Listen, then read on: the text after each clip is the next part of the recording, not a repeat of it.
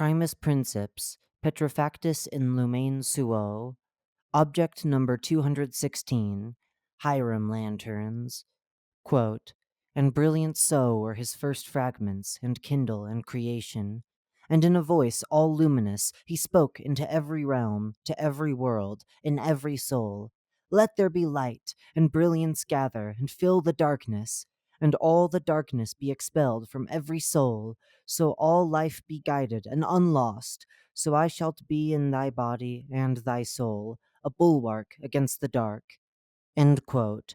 Transcript of Elder Raetheth of the Petrified, The Creation of the First Brilliance / All Brilliance. Preface. To better understand Hyrum lanterns, we must first learn what Hyrum light is.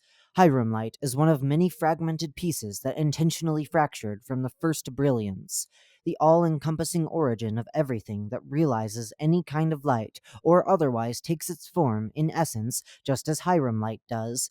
Hyrum light embodies the form of all things that create natural light, like stars or the flame in a candle, things that are unmade by humans, that have or may have already existed in the natural laws of the universe and realms beyond that, such as the Backrooms. Hyrum light takes the appearance of lanterns in the Backrooms, and peculiar yet is that Hyrum light only exists in lanterns that manifest naturally in the Backrooms. Even if one were to artificially create Hyrum light with the creation of a lantern to produce its flame, its significance and difference is a huge margin from its original form. Footnote: almost 100 to 0.2 in ratio, as observed by its artificial inverse moth effect. End footnote. This proves the ever-present influence Hyrum light has over specific objects and beings in multiple universes. Description. Image caption. An image of a Hyrum lantern taken from level 9, the suburbs. The instance to the left is a handheld Hyrum lantern with a design particularly similar to the lanterns of the 70s era. The base and handle of the lantern are made of slightly rusted metal, with thin pieces hugging the glass that encompasses the flame. This instance was located inside a living room by the Megs Penelope Haverstun during a certain expedition that took place within level 9. Hyrum lanterns are predominantly found in dark levels and are of utmost importance for survival in the Backrooms due to a specific process known as the inverse moth effect, which will be discussed further on. Hyrum lanterns are exceptionally shatter-resistant, lightweight, and durable, capable of withstanding a force of at least 2 tons. Footnote: when a Hyrum lantern is destroyed, it can never be fully restored to its original capabilities. End footnote. Additionally, these lanterns tend to emit faint yet warm and calming fragrances, such as lavender, vanilla, and chamomile. It is assumed that this is only an after effect from Hyrum light once the lantern is ignited, as this does not permeate once it is turned off. It is also assumed that when turned on, Hyrum lanterns produce a quiet humming similar to white noise.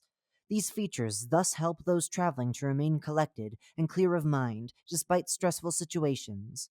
Though Hyrum lanterns often glow a white golden light that shines around at 480 to 515 lumens, footnote, the SL unit of luminous flux, also known as the brightness of light, end footnote, on average, there are cases where a certain number of lanterns can reach up to 1000 lumens in brightness, and have a more potent or direct inverse moth effect compared to other Hyrum lanterns.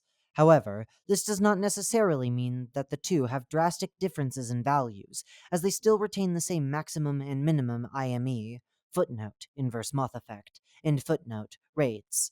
It is not found how long a Hyrum lantern can stay in activation, though it is assumed that one could operate the lantern as many times as one pleases. In some cases, that are yet to be further looked into, the object may also activate randomly for the individual using it. Observations also show that Hyrum lanterns do not experience total energy loss or any increase in temperature, even when in activation. Inverse moth effect. The inverse moth effect, IME for short, is the effect in which Hyrum lanterns repel any entities within a 15-foot radius, or a circumference of 94.25 feet, as far as a distance of 30 feet from the holder of the lantern, and will retreat further if approached. Despite the fact that Hyrum lanterns do not exude temperatures high enough to cause harm, aggressive, or naturally dangerous entities that are caught within the light's vicinity will endure severe or occasionally lethal burns. Entities resistant to burns do not make an exception from this effect. As of the current time, the only organisms that have complete immunity against Hyrum light are humans and the species of the petrified, the latter not only having deep devotion to an enigmatic figure simply known as the First Prince, but also being created directly from the First Brilliance, albeit from a different fragment that we have yet to know. Harmless/passive entities will usually be safe from the lantern's light, though there have been cases where the opposite occurred. Humans that have been mutated into entities, as well as entities that have gained human intelligence, are not immune from the inverse moth effect. It is presumed from this information that Hyrum light follows a strict set of natural laws that cannot be exactly pinpointed due to its vague specificity. Based on previous observations, the activation period of a lantern, though never flickering and ever constant, appears to be constant for as long as the individual possessing it keeps faith within the object. Further study shows that those who also believe in the existence of the first brilliance can keep their Hyrum lantern activated for long periods. In some cases, the lantern turns on automatically in the presence of danger. Once a Hyrum lantern is deactivated, entities that were driven away from the area will remain disoriented and fearful of the light for approximately 2 to 4 minutes, then regain partial cognitive abilities. Entities that have regenerative traits will heal from the scorches much slower than their usual processes, but will eventually be active. Artificial IME.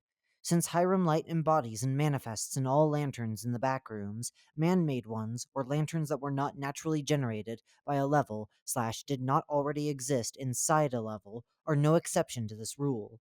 The artificial inverse moth effect, A-IME for short, evaluates when creating a new lantern. Hyrum light will indeed manifest within the lantern, but not at its full potential. In fact, 99.8% of Hyrum light's potential effects are completely annulled by this precedent artificiality. It is not exactly known why this is the case, nor why it is near impossible to create an effective A-IME. Footnote, and by extension, Hyrum light, end footnote. Despite its current possibility, however, the main hypothesis most researchers and scholars in the enigmatic study strongly support connects back to the enigma, the first prince, and the apparent sentience of Hyrum light itself. Laws of Hyrum light. Though still mostly unidentified, and others already stated, even with the help of some of the first generation elders of the petrified, Hyrum light is speculated to be unnaturally semi-sentient. That is, it follows its own set of rules that cannot be altered or meddled with, except by the first prince. Its only maker through the first brilliance, Hyrum light does not form its rules on existing laws of universes, especially in the Backrooms. It creates them by itself, almost independently. It evolves and scatters in all forms of light. And it may be that Hyrum light was made to evolve what is necessary to scatter the first brilliance in all parts of realms, both known and unknown. Out of all possibilities, it chose a lantern as its incarnation in the Backrooms, and therefore still spreads its influence, even if ineffectually, to all instances of lanterns within it. Why a lantern was chosen of all objects is still unknown, but this proves the credence of the specified vagueness of Hyrum light. Supplementary documents. Compiled below is a catalog of recorded files, data, and information compiled by the major explorer group's veracity searchers, who were given approval for the object study and analysis by the Overseer Council on June 19th, 2021, as a result of a formal request from Tristan Petrovic. Research logs. Object 216, Hyrum lanterns. Experiment log number 1. Date 06/24/2021. Experiment lead Catalin Rodriguez. Abstract. As of current, it is believed that the activation period of Object 216, Hyrum lanterns, including IME, is set at complete random. This test aims to find the true reason for its activation and its logic, as well as to attempt to set the activation period to a more solid, reliable time frame to ensure wanderers' safety through provided means, e.g., faith, belief, and reason. To aid with the following experiments, historians have unraveled scriptures and documents from the Lost Era. Footnote. of the period in which the Lost, one of the first human groups to have ever been formed in the Backrooms, existed and thrived, and footnote, which contain the first tales of Hyrum Hyrum lanterns by direct extension, where mentions of strong faith were what linked one to the lantern. Using these scripts, several random participants were exposed to instances of Hyrum lanterns in two different situations.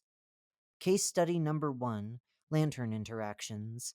4 participants were seated separately within relatively dim rooms, with 2 researchers and each given a Hyrum lantern. A fifth room was prepared, with no participant inside. Each participant is told to interact with the object however they pleased. The first subject is Natalie Thompson, a 31-year-old woman who volunteers frequently at the Meg, who initially signed up for possible testing of the Hyrum lantern. She first enters the room with brief excitement and is told to sit at the table. When the object is placed in front of them, Thompson appears to take a mild interest at the lantern. It is taken into consideration that the subject has not seen the object beforehand. After examining the lantern for about 2 minutes, the subject then activates the lantern, which glows a rather faint hue. Attempting to make it glow brighter, she turns the knob multiple times. The lantern's luminosity weakens considerably as Thompson expresses her disappointment. Eventually, the subject loses complete interest and the lantern completely deactivates. After a few more minutes of attempting to reactivate the lantern to no avail, observers assess Thompson and remove her from the experiment. The second and third subjects, twins Michael and George Ramsey, are both 5-year-old boys who were taken in for the experiment by their mother, Minevera Ramsey. Both were separated into different rooms and, like Thompson, given the lanterns. The first twin, Michael Ramsey, expresses slight fear at the dimness of the room. When offered the lantern, the subject declines, pushes it away from him, and begins to softly cry. In a few minutes, the lantern automatically turns on, revealing a bright flame. The child calms down and warms up to it rather quickly, and so takes the object in his hands. The brightness of the lantern increases, and the observers recall a stronger scent of lavender filling the room. Within 5 minutes, the subject lays his head on the table and falls asleep. Michael was then lifted up and taken out of the experiment room to his mother, where George was taken in for the same experiment. After awakening, the researchers assess Michael's state and remove him from the experiment. Unlike Michael, who, as noted by observers, was quiet and reserved, George expresses qualities of high energy. The subject interacts with the researchers cheerfully, asking several questions about the purpose of the experiment. When given the lantern, it is eagerly taken and played around with. The subject then proceeds to turn the knob to activate the lantern, which merely emits a soft glow. In an attempt to make the Hyrum lantern grow brighter, the second twin shakes it in futility. The lantern's light wanes significantly. After several attempts at forcing the lantern to return to its original luminosity, George throws the lantern at the wall and leaves the room. After thorough inspection, the object appeared to have taken no damage, but no longer activates upon turning the knob. After several hours, an assessment is conducted, and the subject is removed from the experiment. The final participant, accompanied by an instance of Entity 198, the plush dino. Footnote. Note that this experiment was conducted prior to the discovery that passive entities could also be harmed by a Hyrum lantern's light. End footnote. Is a 21-year-old by the name of Theo Bryant, a wanderer that had just entered the Backrooms 2 months prior to the experiment and was living inside of Level 18, Memories, for 1 month. The researchers provide Bryant with the same instructions and another instance of Object 216. Upon first glance, they show signs of slight distrust and only prod at the object. Within a few minutes, the subject reluctantly picks up the lantern and activates it. Observers recall seeing a very faint glow coming from the object, similar to the second subject. Bryant expresses a liking for the lantern. After 3 minutes of interacting with the object, the subject turns to present it to their companion behind them. It isn't until then that Bryant discovers the burnt remains of the plush dino, which burned up in the presence of the Hyrum lantern's light. Bryant then drops the lantern in horror and sits back down. Immediately after the incident, the researchers took the subject out of the experiment and ended up requiring about 2 weeks of therapy. As for the lantern, though it immediately deactivated upon the subject dropping it, continued to work in perfect condition. Case study number 2, level 9, the suburbs. Prior to the experiment, 2 random groups of 16 were taken in for testing. One will be exposed to various things related to the Hyrum lantern, including knowledge of the petrified subjects themselves, named Group 1, while the other will simply receive the object without prior knowledge to its properties, named Group 2. In each scenario, both groups will be released to the same level, at the same time, and under the same conditions. The experiment begins with Group 2, who were told to traverse 50 meters within a particular area of Level 9 with the lanterns activated. The group was motivated by observers to talk about Hyrum lanterns and was instructed to theorize what type of abnormality would the lanterns possess. After more than 1 minute of brainstorming, all passed and assumed it was most likely the light that would exhibit the properties of the object. The lanterns, in the hands of their holders, glowed brighter, observers took note. When presented with a threat, Group 2's initial reaction was to flee. Observers located far away from the location would insist that they stay and try to use the lantern against the approaching entity, a smiler.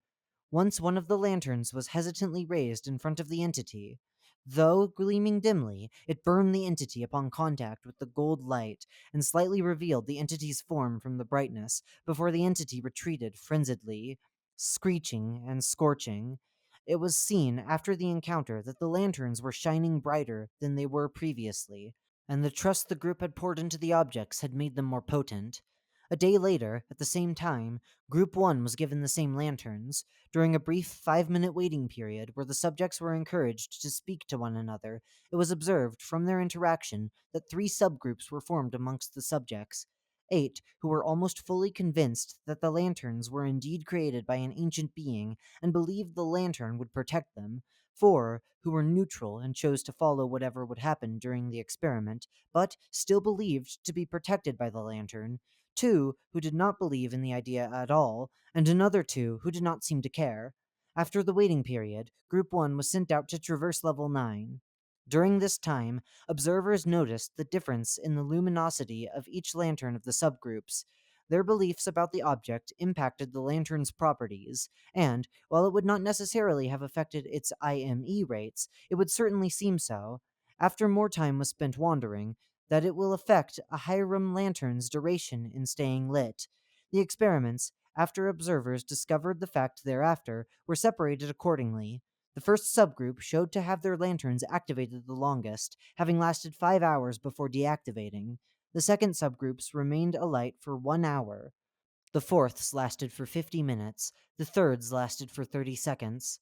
It is from these tests and the various sources collected from the petrified that it is discovered that Hyrum lanterns rely on faith, belief, reason, and even logic to activate.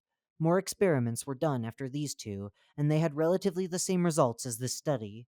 Object 216, Hyrum lanterns, experiment log number 2. Date 6/30/2021. Experiment lead Tristan Petrovic. Abstract. On the 22nd of June, 2021, at 8:03 p.m., the first recorded IME event took place in Level 9 after the current Veracity Searcher member Penelope Haverston discovered an Object 216 instance on the porch of a house in the level, who, therein, activated the lantern under the threat of a smiler. From her pure will to live, the lantern was set ablaze, and a golden light scorched the entity. This marked the onset of the following live subject testings in regard to the object's properties, which have been given the proper approval by the Overseer Council. Case studies. Case study number 1. Test subject, Smiler. Recorded on 07/12/2015. Requirements. Smiler infested area. Level 9. 1 Smiler specimen. 1 lantern holder. 1 testing chamber. Fitted with appropriate protection. 3 layers of glass windows and iron bars at the end of the chamber facing the Smiler specimen. Procedures. Researchers are to fully observe all ongoing testing. All unauthorized personnel within the area are to be escorted away from the site immediately.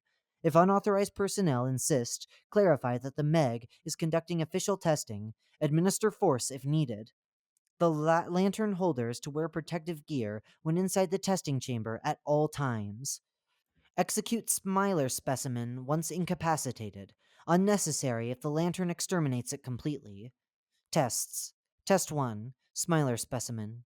Date 6/30/2015. Tester Elizabeth Eli Loomis. Wanderer. Transcript starts 0 minutes and 3 seconds. Elizabeth Loomis, Eli from now on, is placed within the chamber and tasked to grab the lantern on top of the table in front of him. 0 minutes and 10 seconds. The subject takes the lantern and illuminates the room in gold light. Observers task Eli to hold the lantern in front of the window. They acquiesce. 0 minutes and 17 seconds. Smiler specimen manifests, and the lantern wanes significantly in light, as Eli can be observed to be trembling, though almost unnoticeable. Observers take note of this and proceed to tell Eli to stay still. The Smiler takes notice of the light and rushes toward the holder at great speed. 0 minutes and 22 seconds. Eli embraces for the entity's impact as the lantern almost returns to its previous luminosity. The Smiler crashes on the stone wall outside of the iron bars before it screeches instantaneously, while burning can be heard alongside the ear-piercing noise. The impact causes the subject to yelp and clutch onto the lantern tighter, and, as such, the brightness of the lantern increases tenfold. This continues for 16 seconds before the entity falls silent. 0 minutes and 24 seconds. Observers and personnel ensure that the specimen has been executed by the lantern. Once confirmed, Eli is escorted out of the chamber and taken in for assessment. The subject appears calm and collected, and presented a cheery and hopeful demeanor as they kept the distinguished lantern in hand. After being left alone for an extra 10 to 15 minutes, they are taken back with their group, and the lantern is removed from their person. All information was sourced from Major Explorer Group, Bettering Humanity, Petrified Order of the All Brilliance, Petrifactus in Lumain Suo.